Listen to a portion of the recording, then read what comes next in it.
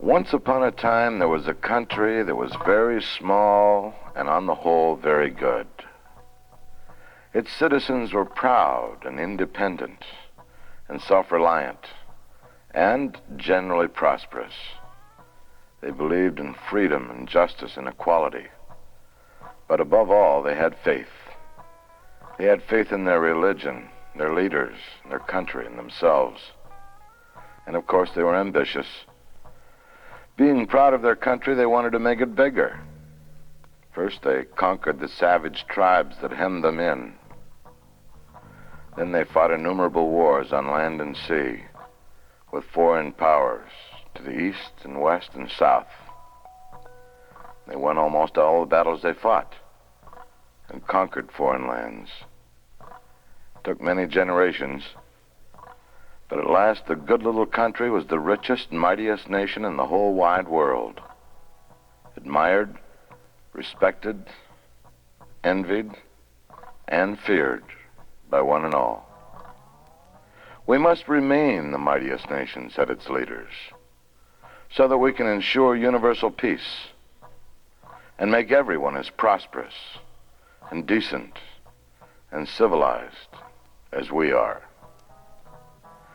At first, the mightiest nation was as good as its word. It constructed highways and buildings and pipelines and hygienic facilities all over the world. And for a while, it even kept the peace. But, being the mightiest nation in the world, its leader was the mightiest man in the world. And naturally, he acted like it. He surrounded himself with a palace guard of men chosen solely for their personal loyalty. He usurped the powers of the Senate, signing treaties, waging wars, and spending public funds as he saw fit. When little countries far away rebelled, he sent troops without so much as a by your leave. And the mightiest nation became engaged in a series of long, costly, inconclusive campaigns in faraway lands. So, some disillusioned soldiers refused to obey orders, and some sailors mutinied, even though their leader raised their pay. And in some places, the mightiest nation hired mercenaries to do its fighting. And because it was the richest, it worshiped wealth and the things wealth bought. But the rich grew richer and the poor grew poorer through unfair tax laws.